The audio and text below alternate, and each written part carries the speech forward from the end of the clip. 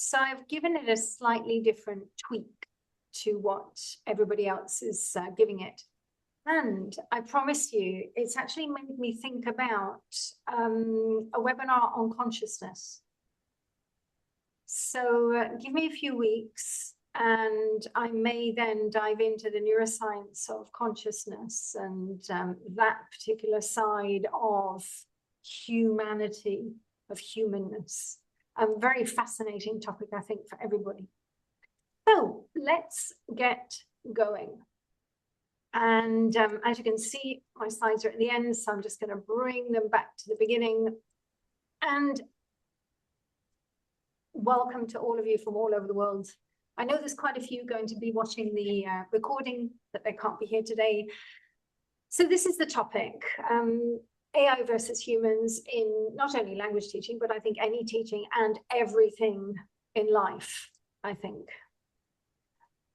I do want to start with a little bit of a reminder about the past, because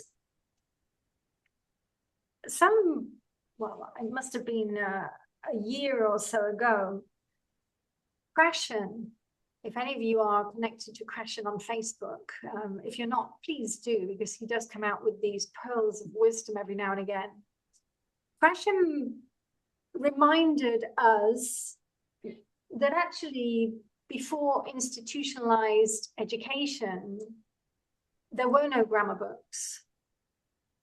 And it's only been maybe the past 200, 250 years that we've had institutionalized language learning. And this was the quote that Krashen put on his Facebook wall, just to remind us that the Romans didn't have grammar books, the Silk Road merchants didn't have grammar books. How did they learn? Well, like children, with the subconscious input, repetition, learning by doing, experiencing. And I think this is the part that we often forget, that subconscious capacity that we all have. Now, let's take a little bit of a walk down memory lane with language learning. And this was actually an extract from the history of teaching English. And it took you through the different stages, which was quite fascinating. So you've got the classical period where we had that emulation of the classical language teaching, language learning, classical method, grammar translation. Then we went into the reform period. And that's where we saw the emergence of Berlitz, the natural method, the direct method. And we moved into the scientific period. In the 1970s, I think this is where most of us began. The communicative period, real life communication. Those of us who are old enough, I think that's where we all began. And I just did a little bit of a recapitulation, a little bit of a summary of the most popular methods over the last half century. And just had a little deep dive into what are they? And the question is, where are we now? Because we're shifting into a new period. And for me, I do think this is, I call it the global phenomena period, because it is on the one side about us maximizing the capacity of the brain, maximizing our human potential. And at the same time, we have technology which is advancing extremely quickly. And this could stimulate faster and more efficient learning processes if we know how to harness from both sides. So we've got brain-based learning and technology-based learning, and I think that's where we are, the brain and the technology. And let's not forget the humanity, the human side. Now, let's just go into that depressive moment of where are we now? I keep reminding us of this. without wanting to sound pessimistic, but we are battling attention spans. I was actually speaking with somebody the other day, and I think this is something that each and every one of us need to become aware of. How much are our phones? How much are those little games that are nulling our brain sensors, let's say, how much are they taking us over? I know I have an extremely addictive brain, but I've known that since the first computer game came out. When the first computer game came out on the, I don't know if all of you remember, on the computer where you had this little thing that was eating things. Can you remember that one? Yeah, I can. That was probably 1986, 1987. And I remember I had it on my first computer, this little game. And I remember I was up all night with that game. And that was like shocking. It was like, my God, where did the time go? And what was I doing? And oh my goodness. Now it seems to be our daily lives. Oh, I'll just have a little play. Oh, I'll just have a little play. And 5-10 minutes then becomes an hour. So a lot of attention to what we're paying attention to, where we're directing our minds. It's okay to have a little downtime, but how do we control it? And also a lot of attention to our needs. What do we need? And if we need faster and more efficient learning, how can we create it? And at the same time, I also think we need to pay attention to the fact that our learners have eclectic levels. They really do not fit in any of the boxes anymore. They don't fit in the A1, A2, B1, B2 very clearly. So many of our learners actually are picking up so much language from internet, Netflix, and they're picking it up without realizing it. So they have problems of A1, A2 grammar and language, but they have maybe some B2, C1 brilliance here and there. Where do you put them? How do you work with them? You have to adapt to the learner. You have to adapt. And this is where we are. We're dealing with the traumas of today. We're dealing with the uncertainty of today. We're dealing with the adaptability that we need, the spontaneity that we need. And we do need to be able to upskill on those levels. We also need to take into account the pandemic, how it affected developing brains. If you're working with teenagers at the moment, or any children, I think we need to think, how old were they during the pandemic? What were they going through? We need to think about the teenagers then are now our young workforce now. What are they going through? We also need to think about lockdowns and how much they really did impact all of us, I think. I'm not sure about you, but I do think we have the phenomena of the rebound from being locked in. Now everybody wants to be everywhere. Everybody just wants to travel, get out, be with people. We do not want to be confined. And teachers really are reporting a lot of issues, especially problems to communicate, especially aggression. So that's where we are. We're going to swiftly move on so we don't stay in the negativity. Obviously, there are positive points of where we are today, but we need to be honest with where we are. Claudia, yes. I was reading in the Danish online newspaper this morning that reading rates are significantly down. I can't hear you very clearly. Reading rates? Reading rates are significantly down in Denmark. They've been doing studies and they just don't compare to pre-COVID times. Yeah, absolutely. Absolutely. And I think, you know, this is perhaps the start of the new phenomena of what's coming. And I know as well, there's one, I think in Norway or Sweden, there's one researcher who is really proclaiming the difference between writing on a computer and writing with your hand. And the fact that we're not using the same networks in the brain, we're not connecting into material enough because we're not writing enough. Just computer writing doesn't have the same impact to imprint information. So yes, we have to help our learners to understand how to learn as well. Now, the fourth industrial revolution, this is where we are, World Economic Forum, etc., etc. They're describing it as the advent of cyber physical systems, which is a little bit scary when they talk about new ways in which technology becomes embedded within societies and even our human bodies. Well, they're not coming near mine. I don't know about you guys, but definitely not near mine.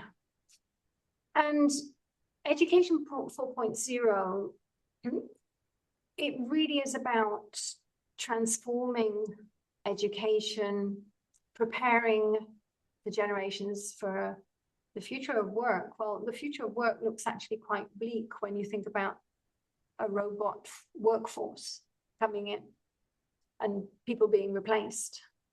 So I'm speaking at the moment with a very big multinational, and they recognize that there has to be a lot of upskilling, a lot of workforce having to change their whole employment skills to be able to put them into other areas of the company. And the one part that I do like about Education 4.0 is, in fact, the desire to leverage innovative teaching, to bring in personalized and self-paced learning, accessible and inclusive, problem-based and collaborative, lifelong and student-driven. Well, for me, all of those promote coaching. They really do. And certainly that's what we represent, bringing coaching into education. Now, I just want to take you into a couple of years ago, we did actually have some research from the British Council. And the British Council, again, were asking that question, you know, well, what is going to be the role of teachers in the future? And they concluded that the key role of English in the future is going to be the tool underpinning and building intercultural competence rather than a foreign language. And they also recognized how social media and technology are impacting the use of English and the need of English. And this is now bringing us into informal language much, much more than ever before. So they really recognize that we need to come into the more informal use of English. And they talked about the importance of qualified teachers, but we do need to be trained in skills to teach online. And especially in this new social and educational context, especially in this informal language that we start to need more and more of. By the way, just to give a shout out to one of our colleagues in the industry, John Hurd, does actually give lectures and has a book on informal English, spoken grammar, if you like, which is the new way of the rules of speaking that we're now adopting naturally in our informal language. So we've had a look at the journey. We've had a look at where we're coming from, where we are now, both on a language teaching perspective and sort of a world perspective. Now let's just go into this AI a little bit. Definitely we have this AI boom and it's not going to stop. So we're not going to change it. We can't stop it. We just have to understand how to live with it. And it's not new. Already in 2018, there was a shortage of language teachers in Japan. And they put in robots to take the place of language teachers in the classroom. As you can see, about 500 schools across Japan were using these language teacher robots. Now, interestingly, in 2020, they did some research to examine the impact and the results of these robots in the classroom. And they did say, yes, it's an innovative way of teaching, it's a new way, but it still needs further proof, whether it's effective or not.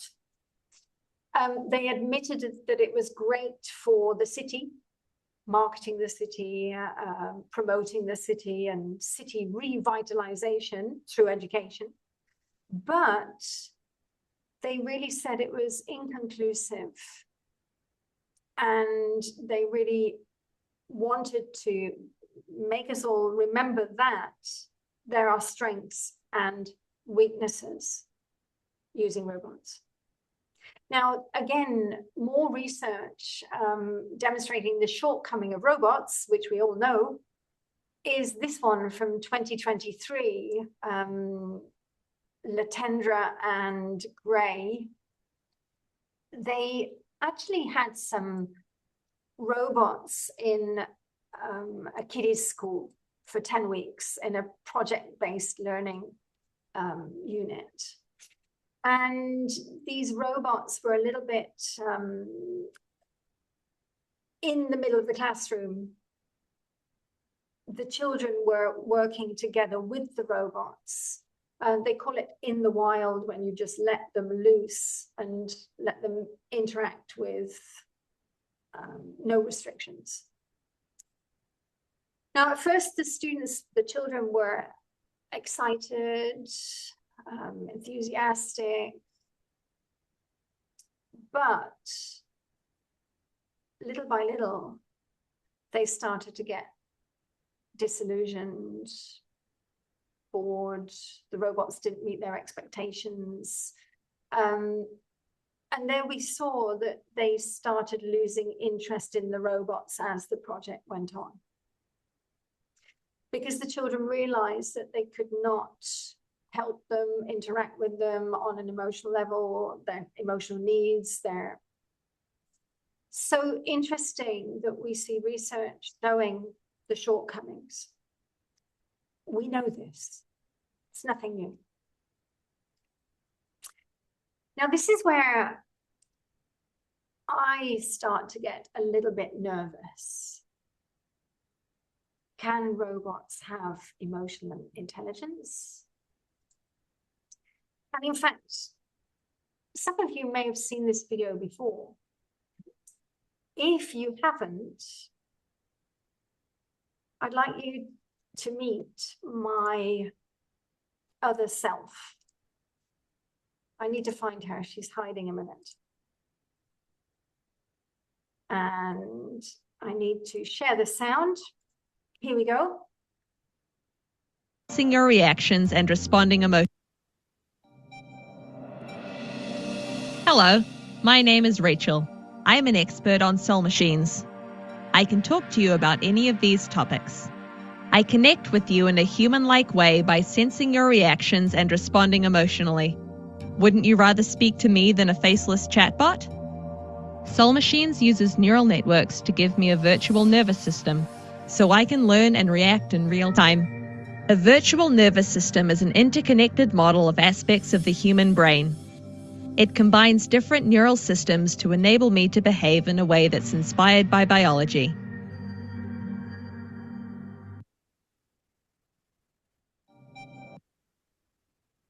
And that is where I get nervous. Ollie, you said at the beginning, I can't remember, you were with in a webinar and you said robots cannot have a nervous system. Well, we see, and by the way, Soul Machines, it is a company in Australia, New Zealand.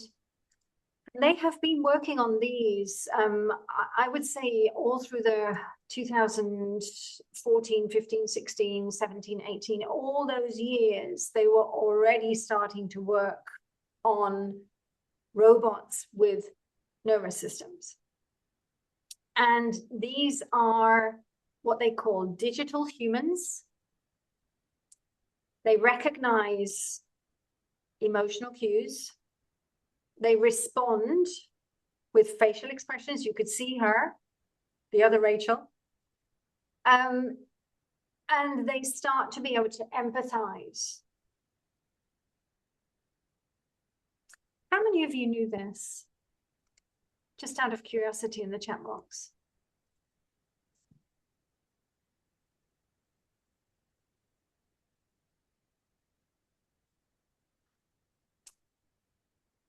Right. Yeah. Oh, Lenny is saying you didn't know. I was seeing people shaking their heads. Didn't know, didn't know. Yes. Yeah.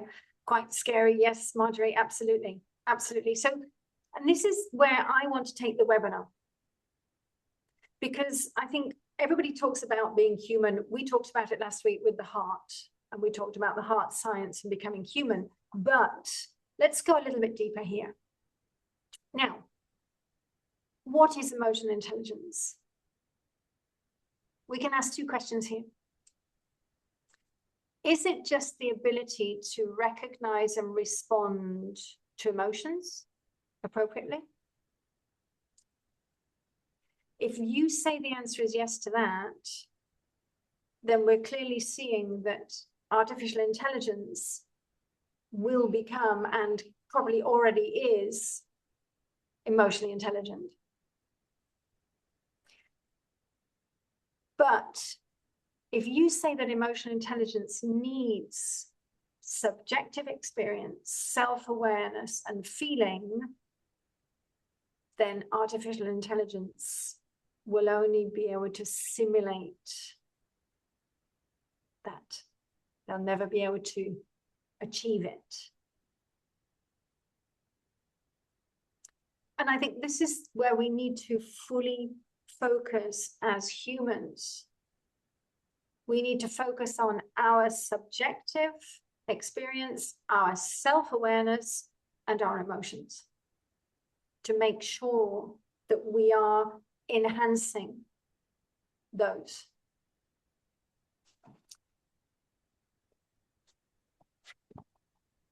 Oh, Betene, thank you for that. One of the top British universities just mentioned this past week in a webinar on the future of apps, and this will be one of them. You mean to be emotionally intelligent? Is that what you mean? I'll let you respond to that. So, I think we can conclude that AI does not have emotional intelligence as we would say in our human definition of emotional intelligence. And if we go to the master of emotional intelligence, Daniel Goleman, remember that Daniel Goleman and Richard Boyatzis worked together to create the measurements for emotional intelligence. And in his model, we have 5 competences: self-awareness, self-regulation, motivation, empathy, social skills. So this is where we need to step up, really step up, and fully conclude that AI can never, ever have emotional intelligence in this sense. Now, I created a little bit of a table here because there you can see human, yes, yes, yes, yes, yes. AI, no, no, no. Simulated, simulated. And again, I think this is where we need to place our emphasis in life.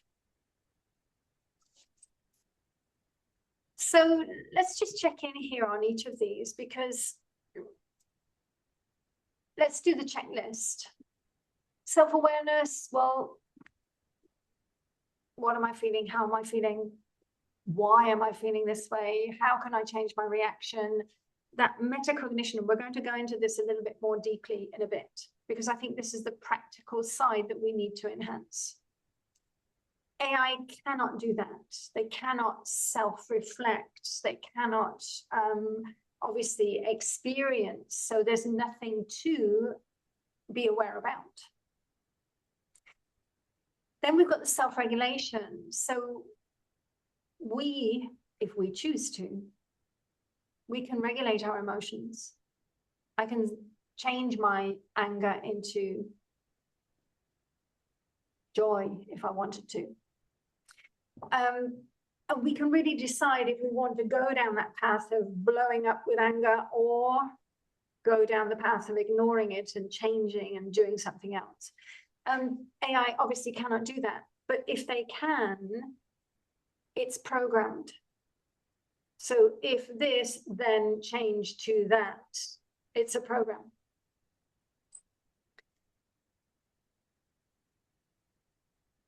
Then we've got the question of motivation. We have desires, purpose in life, visions.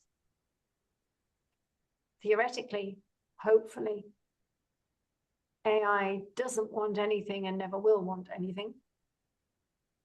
I always, whenever I think about things like this, I always get in my mind those books by Dan Brown. And if ever any of you have read his books, they're quite interestingly futuristic enough to question mark where he gets his information from. Some years ago, he wrote that book about the human intelligence in Barcelona and Madrid, and how it was taking over, and it, you know, it had a purpose of, hopefully we never get to that state. And if you look at his latest book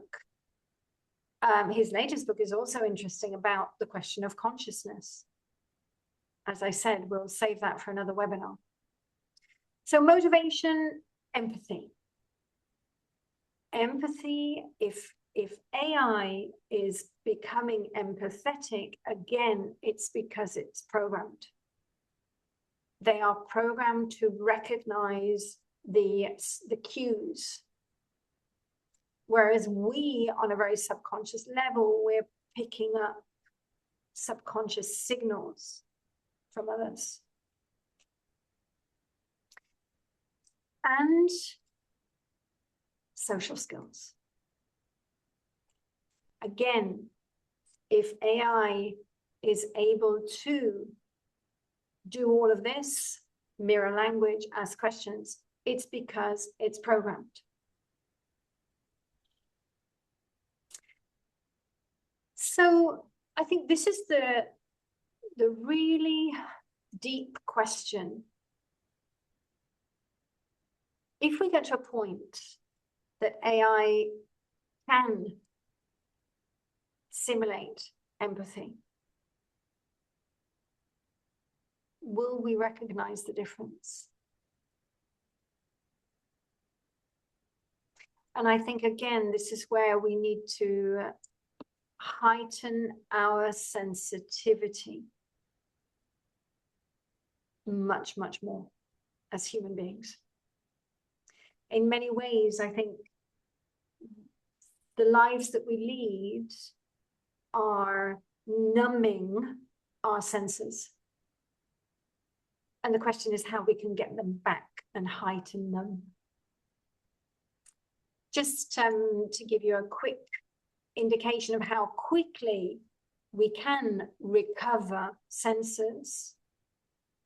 As soon as you put a blindfold on, your auditory cortex starts to instantly change. So we are amazing as humans, but we have to learn how to get back into our amazingness. Now, just to go a little bit into that dry space of AI, if anybody wants to take a quick picture, this is a sort of like, I'm sure there are many, many more. This list is quite, I think it's 6 months old, which is old nowadays. So if anybody wants to have a quick picture and a rundown of all the different things that are available, what frustrates me is when they say free and then you have to pay.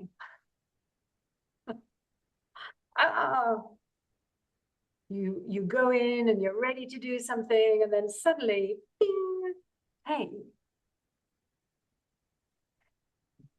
And isn't it interesting that somebody who was so highly intellectual actually feared AI? Interesting warnings, I think. And I don't know about you, but I grew up with Star Trek, and I just feel like we're living it at the moment. I think we're all ready for the aliens to appear at any moment. So the life we're living at the moment is even more than what's on the television. So here we are, embracing the future, knowing that we can't change anything, knowing that everything is going to move forwards, nothing's going to stop. But there is, and I was talking about this with somebody yesterday. I don't know about you, but there seems to be a rejection to a lot of AI at the moment, where people are choosing to go more into the human than go into the computers or the online. So we are looking for that human interaction still, and I think more than maybe a year ago. And a lot of people rejecting new stuff with AI and wanting to try to do things by themselves. The younger ones, however, are the ones that we need to really help to understand different ways of working, different ways of doing things. And yes, they can go into the computers, the online, whatever, but how can we help them to find other ways to do things that are more into that social and emotional context? So we're bridging the human touch with the technology, embracing the technology, but as a complement, never as a supplement.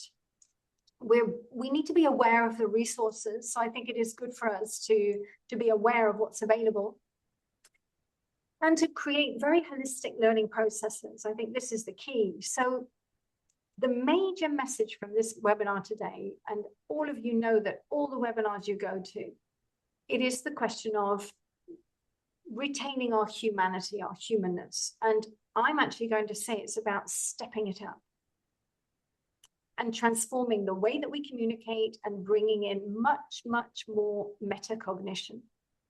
And we're going to go down that road in a minute. So as educators of today, you are bridging the research, the theory, and we need to bring it into practice. It's not enough to just say we need to be more human. The question is how?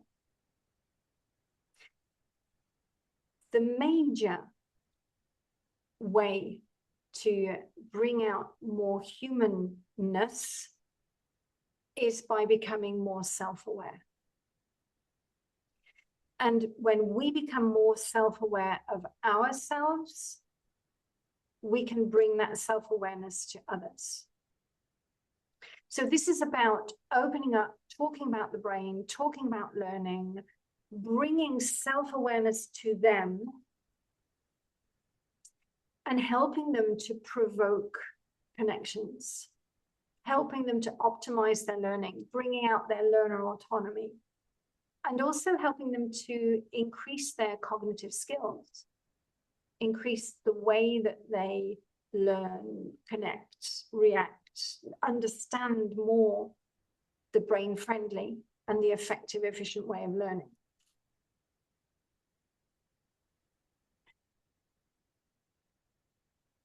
Some of you may have heard me say this before.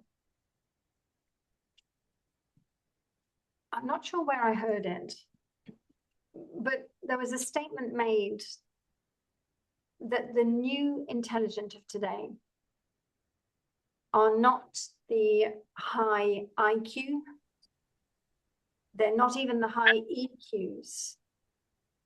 It's the MQ. Now, it's the ones who are really metacognitive. And if you've got IQ, EQ, and MQ, that is the intelligence of today. So how do we become more metacognitive? Let me take you into the definitions first, because it's interesting. The word actually is composed of both a Greek and Latin components. On the cognoscere side, the Roman, the thinking, the conscious brain, you could think about prefrontal cortex, executive functions, but the meta is coming from the Greek. And the meta is the beyond. And that's the subconscious. So metacognition is the unity of the two brains. Trick question for all of you. If the brain gives feedback to every part of the body, what gives feedback to the brain?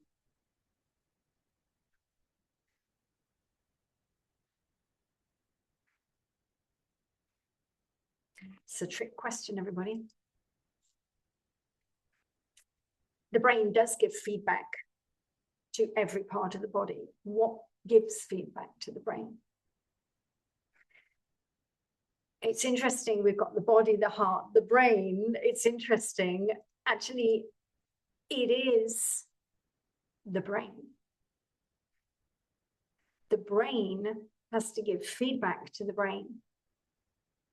So we have to use the conscious brain to bring in the awareness, even to what's happening. What am I thinking? What am I doing? How am I reacting? And maybe, yes, we're getting signals from the body or from the heart, but it's actually the conscious mind that is interpreting those and giving us the mirror to look at ourselves. So, a little bit of the research on metacognition. Flavel was the first one to coin the term, thinking about thinking. Then we had various definitions coming through. Hennessy, awareness of your thinking, of the content of your ideas, active monitoring. So you had further and further interpretations of metacognition. Some more coming in the 2000s. Costa, becoming aware of your actions and their effects. Thinking about thinking and knowledge and understanding of what we know and how we think, McElwee, and more recently, Hattie. Now, Hattie is very famous with teaching strategies and does actually have quite a few strategies for metacognition in teaching.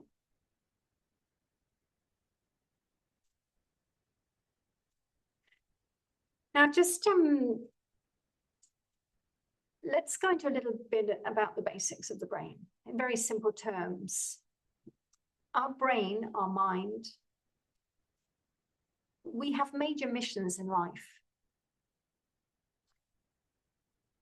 First major mission is to keep us safe. So we have this inbuilt protective mechanism, fight or flight, kicking in to keep us safe. Secondly, our brain wants to understand. It's trying to make sense of our world, and each and every one of us, we're all different. Definitely our brain is plastic, so our brain can adapt and change. As we said, as soon as you put the blindfold on, the auditory cortex is changing. That's neuroplasticity. But one other major I'm going to say capacity of the brain is to create subconscious programs and habits.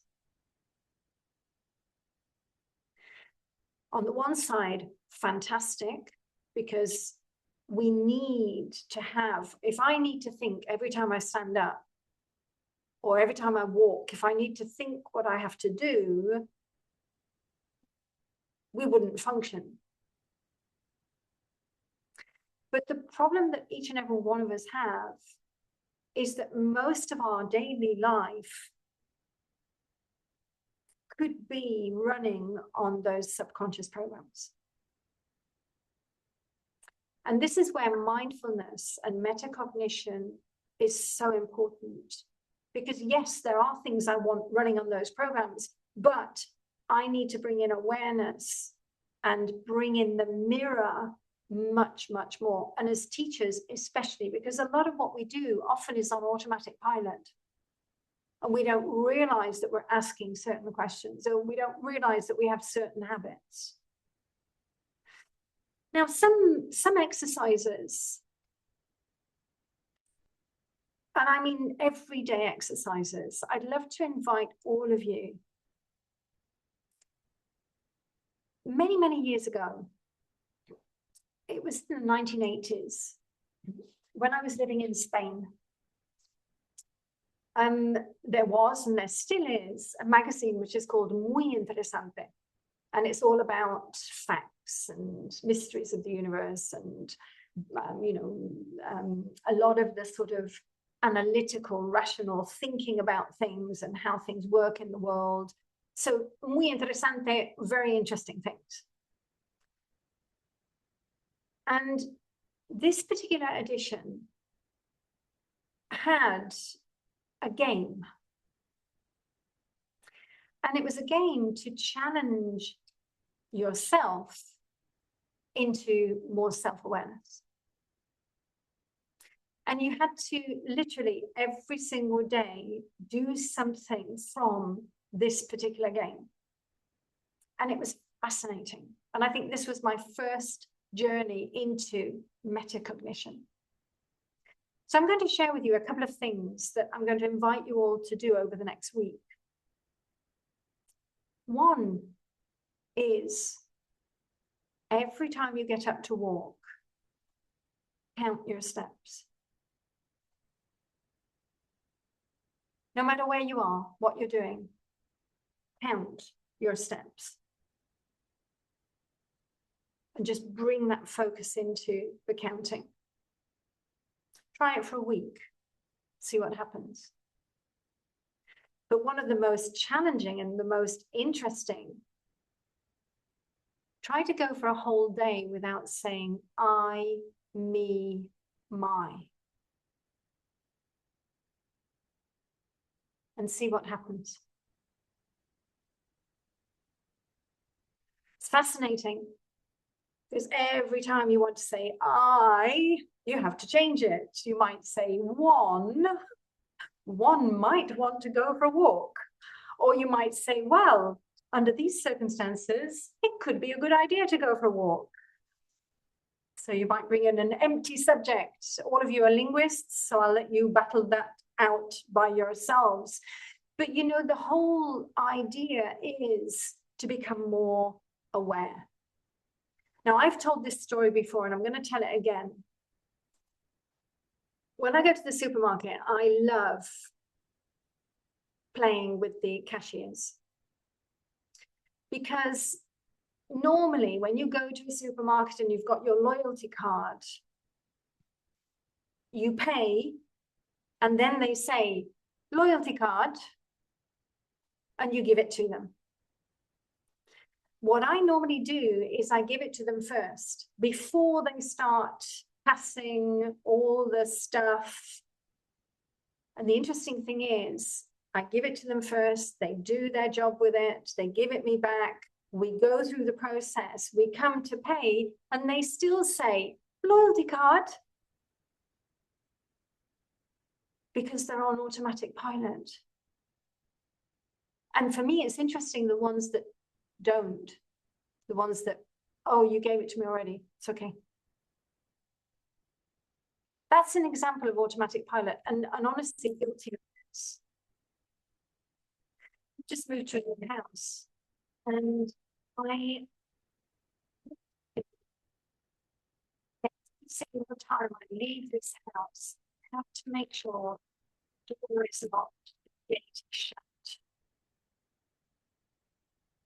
The other day, I went for a walk with the dog. Yeah, I always wait and look to see that the gate is shut.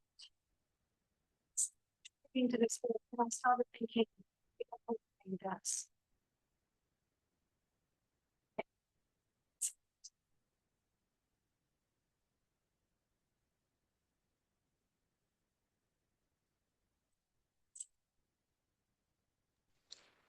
Okay, is that better, everybody? Yes, I've moved on to the other computer. Sorry about that. So the other day, I went for a walk with the dog, and I normally always wait for the gate to close. For some reason, my brain didn't register the gate had closed. I was obviously thinking of something else. Started driving to go walk and started thinking, did I close the gate? I don't know if I closed the gate. Oh my God, back crazy. So I decided to continue to walk. And as I'm continuing, I'm still thinking about the gate. The beautiful thing is that the universe sometimes conspires. And at the moment I called, and it was the postman. And the postman was standing outside my gate with a package. And I said, well, can you just throw it at the gate? And by the way, is the gate closed? And he said, yes, the gate's closed. So in some ways, you never know. Hang on, let me just check in. Is the sound okay? Yes, testing, testing. Is that better? Yes, okay. So what I'm trying to say is that bringing consciousness into life, everyday life, isn't always easy. It's a skill that we need to develop. But then one of the major problems is that as we get older, and there is a beautiful book about the middle-aged brain, the middle-aged brain is full. It is absolutely jam-packed, full of a lifetime of stuff. And I don't know about you, but at this point in my life, I'm busier than I've ever been in my whole life. So the middle-aged brain actually becomes very selective. It's very clever. It starts to select what's important, what's not. And that's where we need to help the brain to understand this is important to know. So, for example, for me, I know that every time I leave this house, it's important for me to make sure the gate is closed. And when you start to bring in these habits, you start to be able to control the brain, optimize the brain, maximize much, much more. Bethany, I love that. You know, we speak about these tabs that are open, and I always think that anything that we have which is not closed is like an open tab in the brain, and it's running in the background, and it's running in the background. And that's why the brain cannot cope with so much, because there's so many open tabs in the background.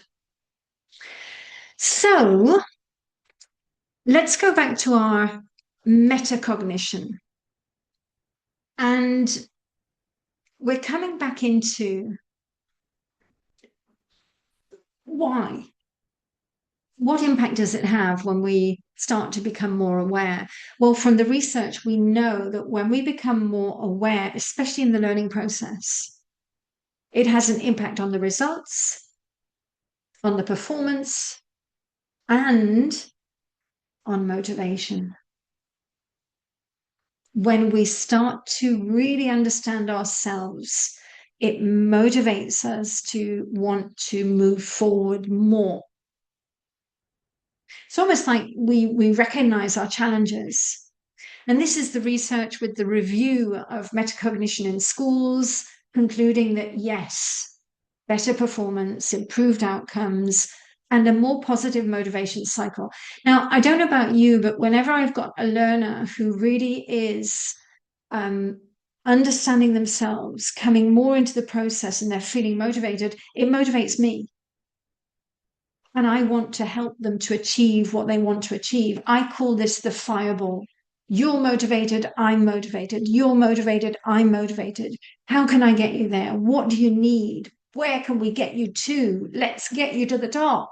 You know, that feeling becomes a fireball. And bearing in mind that everybody is different. So we're also honing the skill of spontaneity. You know, you could equate this to improvisation in acting. As teachers, you are getting better and better at spontaneous improvisation in the moment. Because no matter what's coming up, you're going to deal with it.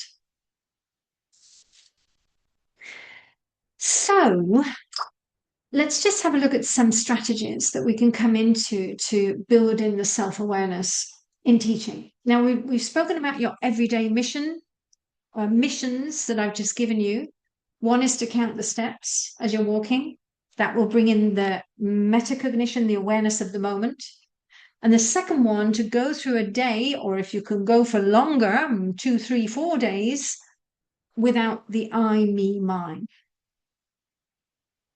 But when you're teaching, these are some strategies that we can really use to bring in the awareness to our learners.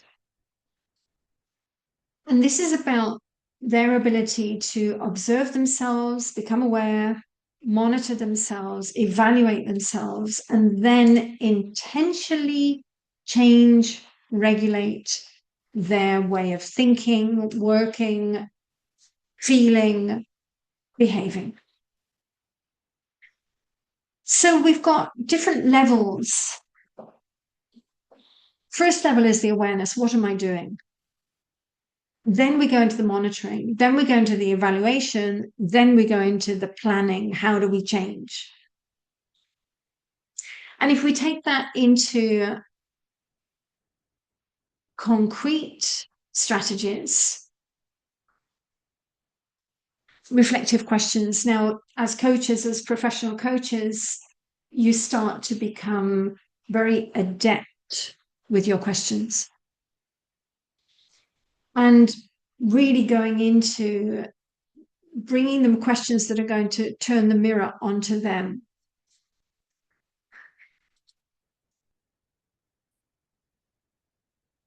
Secondly, you can get them to think aloud. To think aloud what's going through their mind. What are they thinking? How did they get to that conclusion? What were the steps that took them on that journey? And often, you know, and especially in the research, there's sort of been children talking about chemistry experiments or, you know, other areas of learning where they're actually talking it through. How did you get to that? And by the way, how I wish this had been around when I was in my mathematics classes. This is really useful for mathematics. And get the learners to talk it through with me. How did you get here? What were you thinking? It's okay. It doesn't matter. What were you thinking? Let's just see which way your mind was going. Then we can go into the maybe encouraging them to create learning journals so they reflect by themselves. And that really brings them awareness over time of questions like, what challenged me here? What was difficult? What helped me? Another strategy could be that you get them to predict before they do something. Predict the outcome of how is this going to go? Oh, I can see a spelling mistake there. Sorry about that. It was midnight last night. It should be calibration, not calibration. I've totally created a new word there. So it helps them to calibrate when they are predicting, then you perform it, and then they can compare their prediction with what happened. How well do you think you're going to do this?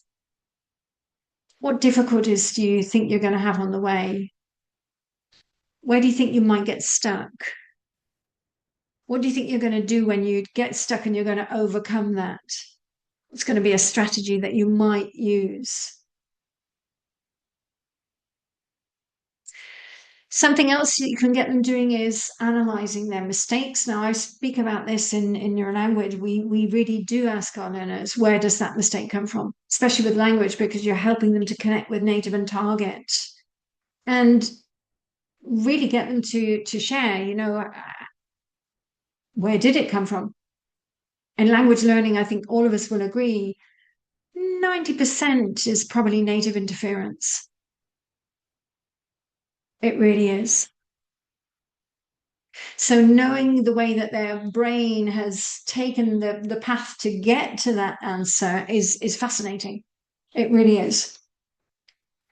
Another strategy which we use in neurolanguage coaching, goal focused learning.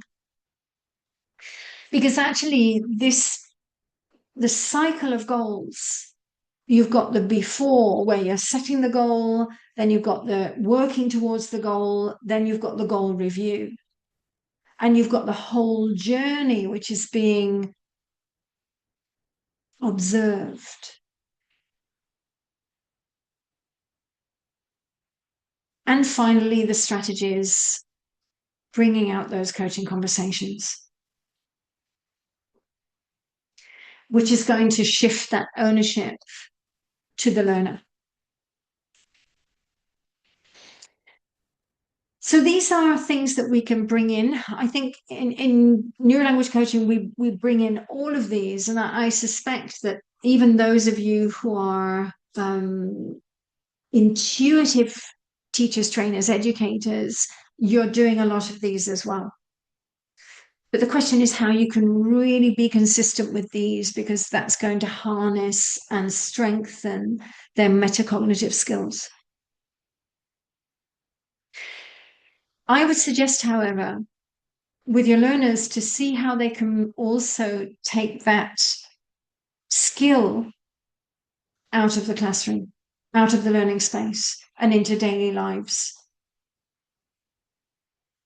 Meditation is one of the best things to bring in mindfulness to the moment, even mindfulness moments, becoming aware of what's happening around you and instilling those through your day. Maybe you can have a 10-minute break where you're just becoming aware. You're heightening your senses. What are you hearing? What are you smelling? What are you seeing? What are you sensing? Just taking moments to observe life around us. So I'm hoping that today's webinar was different to the webinars that you probably are seeing a lot of on AI and humanness. I do want to show you a video that I created. I'm going to show it on this computer, hopefully, if the sound is okay. If not, I'll move it to the other computer. But everything is about moving forwards, and it is going to be about global classrooms, maybe virtual reality kicking in more, personalized learning, interactive software. We've got all of this now. And the human touch. So let's have a look at this video. It's one that I sort of asked AI to produce, which is interesting. Let me just do a sound check, everybody, if I may, with you. So I'm going to switch from the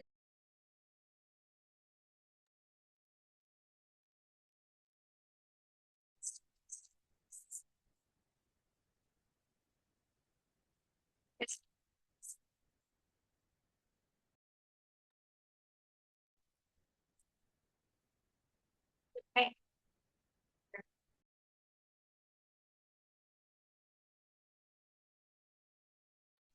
Then we're going to go to plan B, which is the other computer for the video.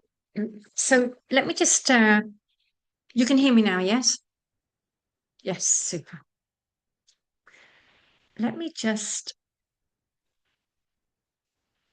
connect the video here. Now, interestingly, I did ask AI, how is language learning going to be in 2050? And this is what came up as the created video. 1 second, I'm just warming it up on the side here. Here we go.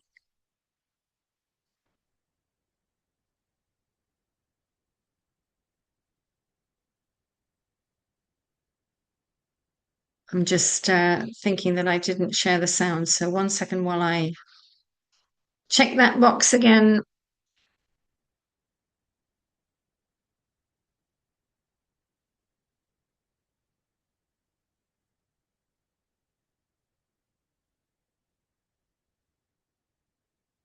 Okay.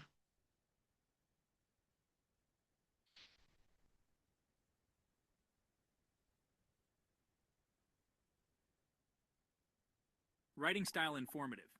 Hey everyone, welcome to today's exploration where I dive into what language learning might look like in the year 2050. Imagine a world where the barriers to mastering a new language are virtually non-existent. Sounds exciting, right? Let's get into it. First off, the traditional classroom, it's going to look drastically different. With advancements in augmented reality and virtual reality, learners in 2050 will be able to immerse themselves in the language environment without stepping outside their homes. Picture this, putting on a VR headset and instantly being transported to a bustling street in Tokyo or a quaint cafe in Paris, interacting with virtual locals in real time. But it doesn't stop there. Artificial intelligence will play a massive role in personalizing language learning. AI tutors, tailored to understand your unique learning pace and style, will guide you through complex grammatical structures and vocabulary. These AI systems will adjust their teaching methods based on your progress and areas of difficulty, making learning incredibly efficient. Now let's talk about accessibility. By 2050, language learning resources will be universally accessible, breaking down the socioeconomic barriers that exist today. Advanced technology will be more affordable, and with the internet reaching every corner of the globe, everyone will have the opportunity to learn any language at their fingertips. But what about the human element? In this high-tech world, the value of human interaction in language learning will still hold strong. Technologies will facilitate, not replace, the nuances of human conversation and cultural nuances that only come from human-to-human interaction. And with the rise of neural implants and biotechnologies, some of you might wonder if we'll just download languages to our brain. While this idea sounds like something out of a sci-fi movie, researchers are indeed exploring how to enhance learning capabilities by interfacing directly with the brain. Could this be the ultimate shortcut in language learning? Maybe. Lastly, the goal of language learning will also evolve. It won't just be about personal growth or career advancement. In a globally connected world, learning multiple languages will be essential for cultural integration and understanding, fostering a deeper global connection. So, educators, while the tools and methods will evolve, the essence of teaching languages, to bridge cultures and expand horizons, will remain more relevant than ever. The future of language learning is not just about technology. It's about creating a more connected and understanding world. Thanks for joining me on this futuristic journey. Until next time, keep pushing the boundaries of learning. See you in the future.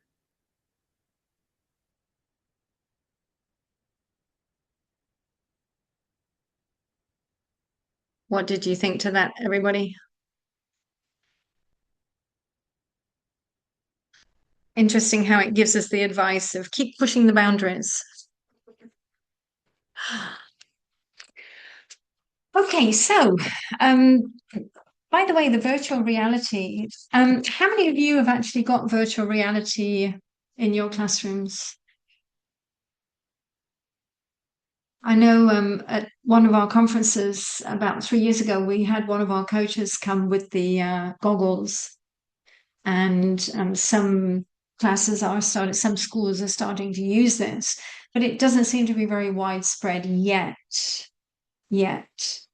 There is some research showing that language learners using the virtual reality actually report that it was extremely helpful for them and extremely useful because they felt like they were immersed into the situation and the language.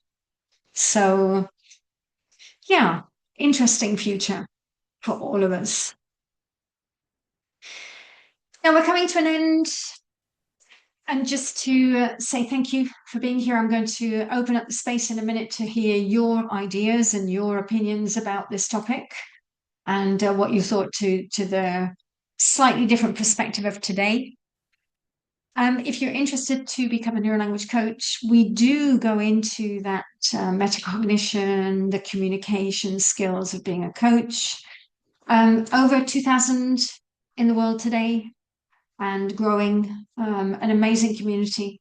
Definitely a community that shares, cares, and supports each other.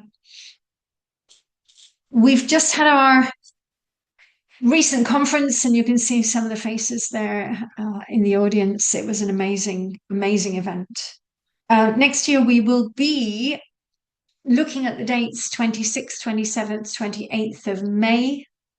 So if you want to put that into your diaries, everybody, 26th, 27th, 28th of May, that's the penciled in date for the moment.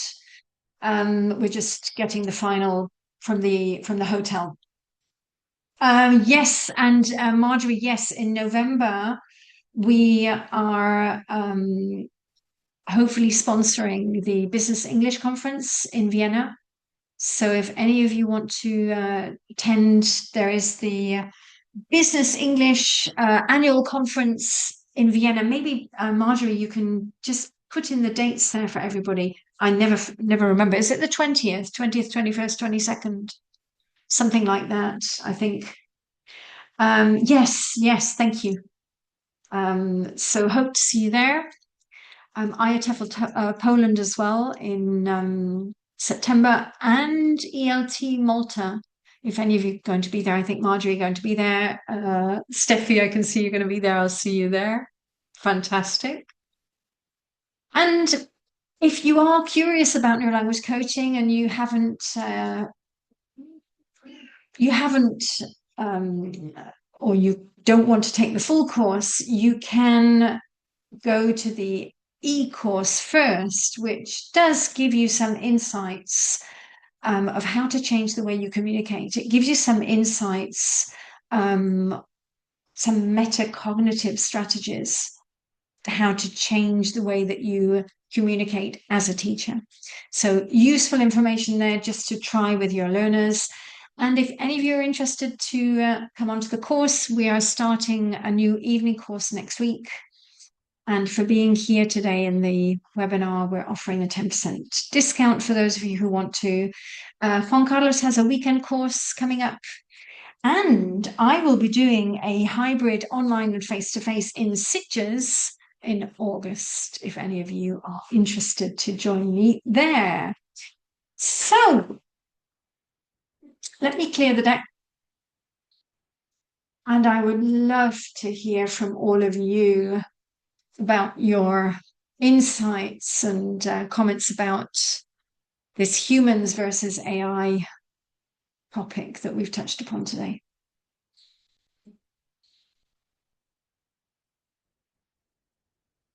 Any questions? Any comments? Jana, yes, please. I've noticed, I don't know if you've all noticed this, but a lot of the big companies like EDF, which is the French electricity company, some of the other big ones, they have huge AI learning platforms now. And the people that I still teach are ones that actually are paying me out of pocket because they want to keep me on as their coach. but their actual companies are like, if you want English, this is what we have. And so I've noticed, I don't know if that's like replacement, but I have noticed that there's a shift, and I've felt it. I don't know if you've all felt it, but I have felt that. It's kind of like the easy way out for a lot of Yeah. big companies. Yeah. Yeah. And I don't know about all of you, but let's be honest, this has been going on for the past 20 years, and it started with Rosetta Stone. Rosetta Stone was one of those that in the early 2000s and, 2011, 12, especially when I was very much at the height of with my academy in Germany, um, most companies were saying, oh, we've got Rosetta Stone, they can do that. And I'll never forget, it was about 2014. I went to an IT company in Germany, and we had the most amazing first interview. What we could do, it was the HR manager. We went through everything that we could provide with our trainers, coaches, etc., how it was different. They loved it. But then they decided to go for an online platform. 1 year later, they called me back.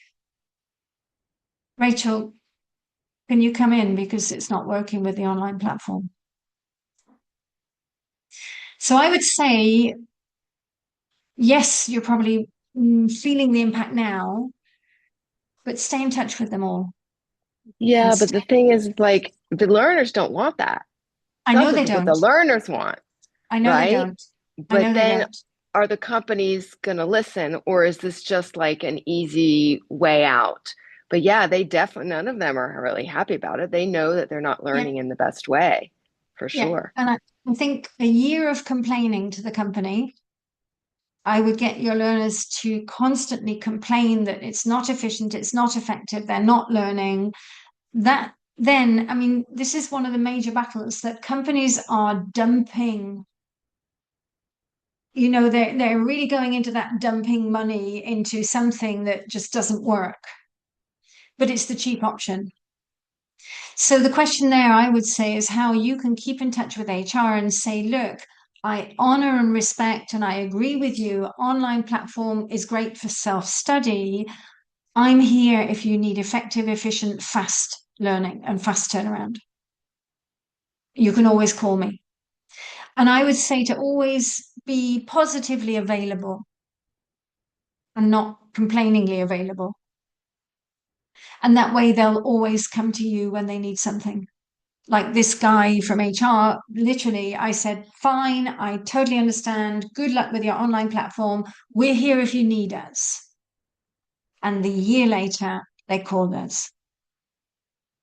And I think this is the point that yes, AI can help, but it has to be used by the learner in a certain way. And if the learner doesn't learn as they should with AI, if they're not good at being autonomous learners, then I would probably also put in a proposal to HR and say, I can be your coach once a month. Let me coach them all on that online platform. Let me be their motivator. Let me be their instigator in the background. So I would maybe create a different engagement. All of you, we have to adapt so that our service is adapting to what's happening. So you could write and say, great, get them all on the online platform. I'll be there once a month as their accountability partner and their strategic partner to bounce things with me, to be their soundboard.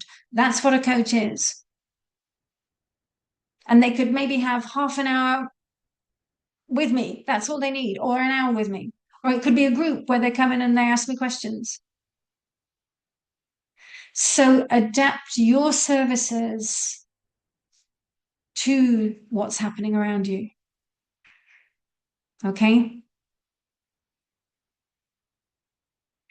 Some of you know, I mean, I always worry that I'm a bit repetitive, but a couple of years ago, I had a nuclear physicist as a client. Very interesting because he was actually working with hospital technology, etc. And he was the most fascinating client I've ever had. You can imagine, highly intelligent, excellent language. It was his third language, so English was his third. And very frustrated that he was not feeling fully fluent. So we had an engagement of 12 weeks. And we really talked about how we can get you into an efficient, effective learning process in those 12 weeks. Now, he, for me, was my first client who was always on AI. He was literally doing the grammar, everything that he needed to. He was doing it himself with chat. And when he came into the session with me, he would say, Rachel, I can do all that by myself. With you, I want you as my soundboard, my accountability partner, and more than anything, I want to understand the brain.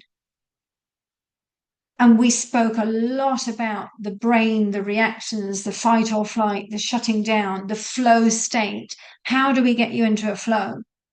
How do we get you comfortable in this language? How do we normalize this language for your brain? And for me, that was a really fascinating journey. And that was me adapting to what that client wanted. Very different to how I've ever worked with anybody before. Marjorie, yes. I was working with people in a pharmaceutical company. I had the marketing manager, and he had to negotiate with the research and development person. He'd never met him. And rather than concentrate on the language, which AI could do, I said, what do you think he's like? How do you think he dresses? You're in a business suit. Do you think he's in a business suit? How do you think he looks at things? What are his goals? And we worked really hard on that. I wound up adopting it as a activity for a book. And when the guy, my student, reported back, he said that was the most helpful coaching he'd ever had, because he was able to deal with somebody who was very, very different than he was, and the language was not the issue at all. And that I don't think AI is going to cover really very soon. Yeah, yeah. And there I think Marjorie is touching upon all the research of subconscious bias and how that impacts us and how we behave and how we communicate. And we don't even realize sometimes the subconscious bias that we have. It manifests maybe in different ways. So yes, fascinating. Thank you for sharing that. Phil, yes. Hi, Rachel. Coming back to Jana's point about these platforms and things, I feel like there's a different level of commitment as well. I mean, I'm really fascinated by how the apps have improved, and they're definitely a lot better. And like in your video, looking at what they would be, and it seems quite feasible. But certainly, I find this much easier to put down and go, it's not judging me. I don't feel that commitment to it and can forget about it. Whereas if I'm having a lesson next Wednesday with my Italian teacher, I feel that, I should do that because Ines is going to be there. We've got to have a conversation. And although she's not judging me, if I don't do my homework, it's not a problem. At the same time, I do feel like that commitment is so much more different, and that dedication with a human, I don't think we'll replace that. Yes, absolutely. And let's say on the scale of commitment or the scale of accountability, I think that scale goes up the more that we feel connected with that person. Yeah, for sure. The more that we have that resonant relationship, we want to really do our best for that person and show them that, yes, we've done it. And so, yes, our level of accountability rises the more connected we are. Yeah. Yeah. Thanks for that. Absolutely. Any other comments or questions?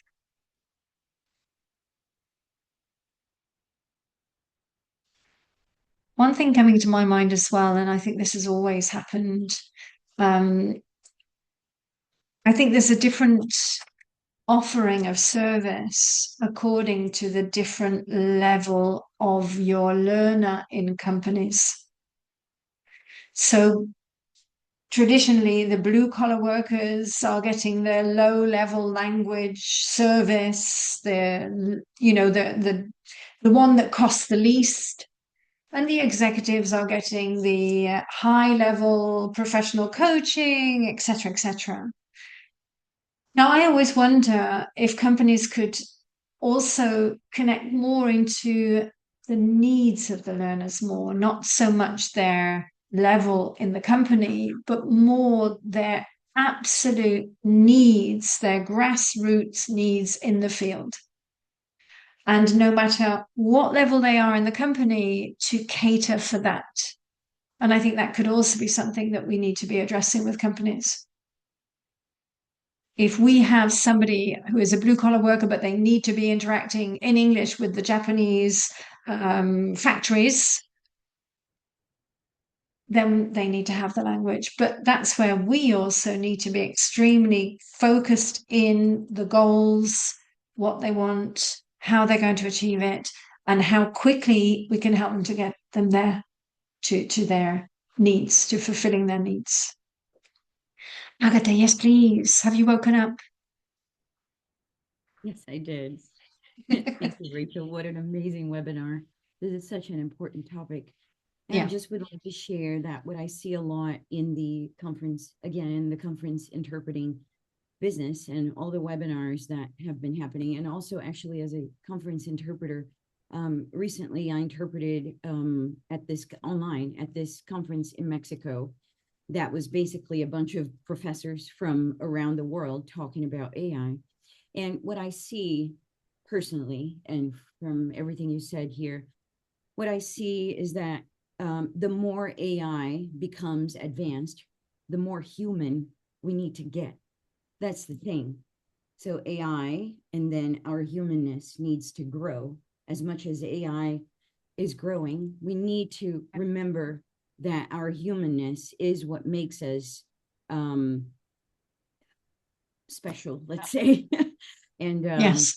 as that guy Philip, as he was saying, I loved what he shared, that element of that connection and that commitment that you have to a coach or someone that you need to see. That's irreplaceable. So we need to stay human. I think that's very important. And thank you, Rachel, so much for everything.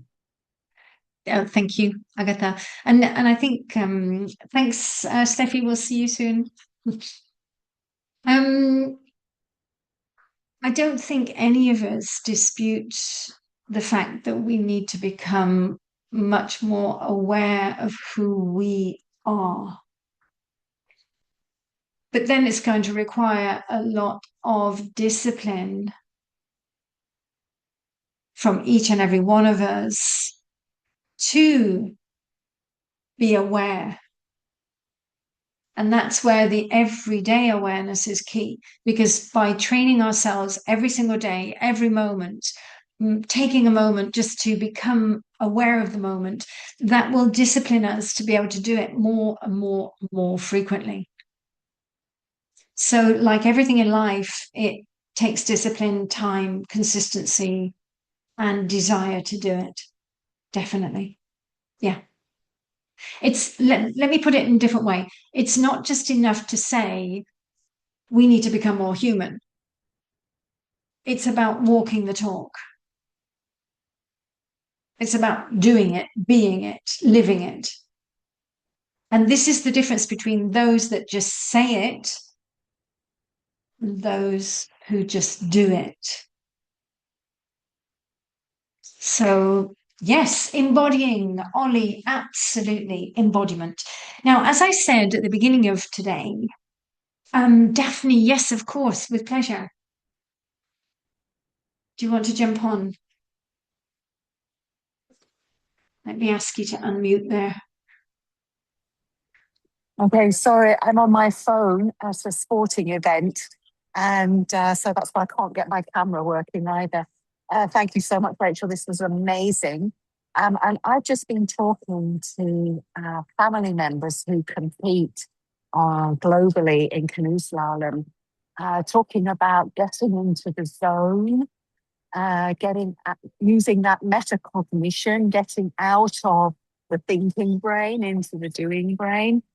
And that's really resonating or making a connection with me about staying human, because these guys here, they are amazing. They're doing sports, they're connecting with each other, and they are so fully human.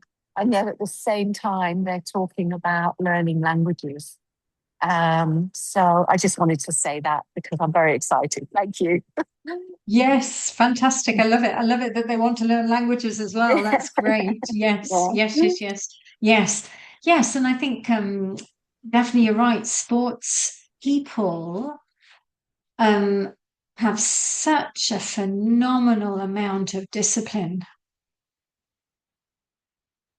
especially those who are competing or going for world records or Olympic sports.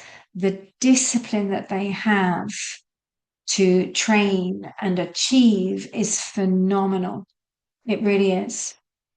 I'm hoping that next year for the conference, I'm hoping that we can get over the gentleman who is in Australia, who works with people with disabilities, because he has such an amazing way of working with the brain and the body and sport. And he was actually a professional footballer as well.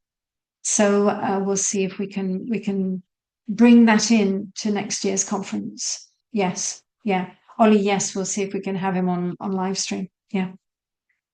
So thank you, everybody. As I mentioned at the beginning of the webinar, this has actually aroused my curiosity to do a webinar on consciousness.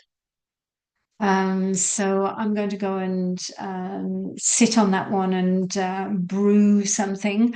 I do think it might be, there is a book, I think it was Goleman and I can't remember who else. There were a couple of people that wrote it, called Altered Traits. And it is about meditation, consciousness, etc. Agatha, yes, I'm talking about Lee Campbell, yes, talking about Lee. So I'm going to percolate that idea. And next week we actually have from teacher to coacher. So professional coaching next week will be the focus of our webinar. And the week after that we have, I believe, I think that was the last week, the last one then next week. So I will be then programming new ones, and that one will probably be one of the first that I'll do. Just to remind all of you who are coaches, we do have a neuro language coaching touch base on the 27th at 6 o'clock in the evening, and it's at that time in the evening so we can span the earth, and we can hopefully get people from the Americas. So Agatha, you don't have to get up at 5 o'clock. It'll be your midday. And also we'll be able to include people from the Orient, because it'll probably be there 11, 12 midnight. So yes, June the 27th is a Saturday. I was going to say it's a Sábado. You can see my brain is going into Spanish quite readily when it's on automatic pilot. So yes, it's the 27th of June. But no problem if you can make it, fine. If you can't make it, no problem. Great to see all of you today. Thank you for being here. Lots to think about. By the way, I'm curious how you get on with your missions. Mission number 1, to count your steps. Mission number 2, to eliminate I, me, my. And maybe you can let me know somehow on chat, or maybe in the next webinar I'll open up and you can share with me how it was and how useful it was. Shall we all turn on the microphones and say bye, everybody. Have a beautiful Saturday. Bye. Bye-bye. Thanks, Thank you. Rachel. Bye. Bye. Thank you. Goodbye. Bye. Bye.